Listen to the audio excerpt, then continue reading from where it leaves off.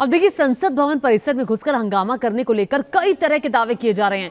इस मामले पर अब राजनीति भी शुरू हो गई है, जिसके केंद्र में है नीलम नाम की प्रदर्शनकारी महिला। बीजेपी का दावा है कि नीलम कांग्रेस की समर्थक है और किसान आंदोलन से भी जुड़ी रही है। आरोपों के बीच संयुक्त किसान मोर्चा ने भी नीलम के समर्थन में प्रदर्शन करने की धमकी दी है।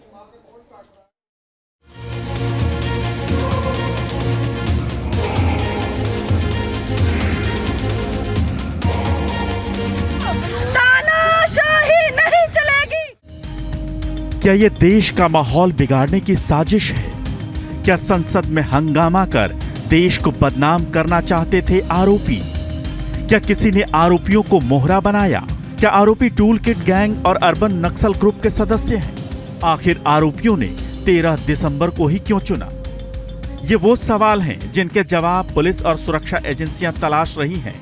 जब तक इन सवालों के जवाब सामने नहीं आते, तब तक दावों की दावेदारी हो रही है।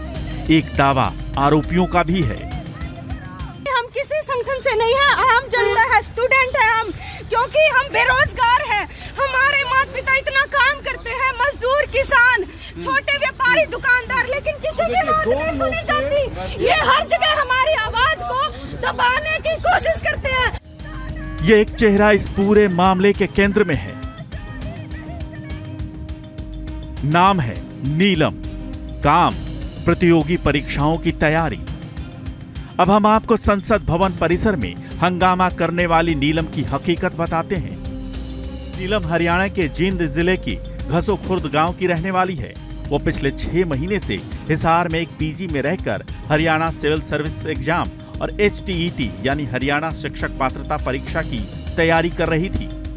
ये वही पीजी है जहां रहकर नीलम प्रतियोगी परीक्षाओं की तैयारी कर रही थी। उसका दावा है कि वो पढ़ी लिखी है, लेकिन बेरोजगार है। नीलम के घर वाले भी यही दावा कर रहे हैं।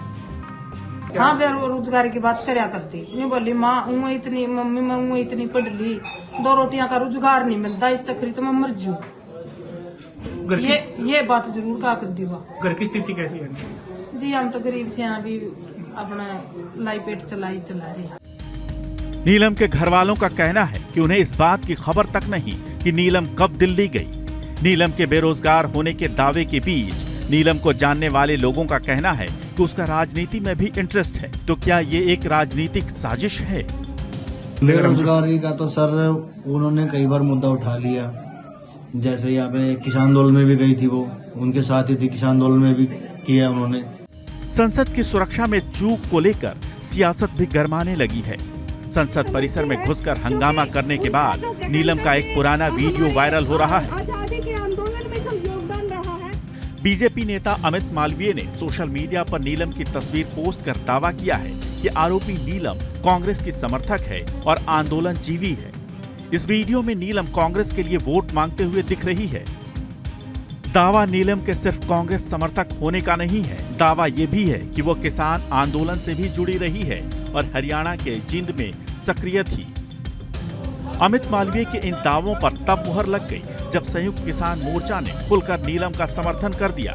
सिर्फ समर्थन ही नहीं, बल्कि प्रदर्शन करने की भी धमकी दे दी। सरकारों ने इस पर कड़ा संज्ञान लेना चाहिए। देश के अंदर जो बेरोजगारी बढ़ी है उसको खत्म करने का काम करना चाहिए और तानाशाही को खत्म करवाना चाहिए। ये हमारी मांग है और उस बेटी नीलम को जल्दी से जल्दी रिहा करना चाहिए, वरना संयुक्त किसान मोर्चा और मजदूर मिलकर कोई बड़ा आंदोलन करने का काम करेंगे। तो क्या बीजेपी के ये दावे सच हैं कि इस हंगामे और प्रदर्शन के पीछे राजनीतिक साजिश है? फिलहाल इस पर पुख्ता तौर पर कुछ नहीं कहा जा सकता, लेकिन सवाल ये भी है कि संसद में हंगामा कर क्या प्रदर्शनकारी अपना लक्ष्य हासिल कर पाएंगे? Team news nation.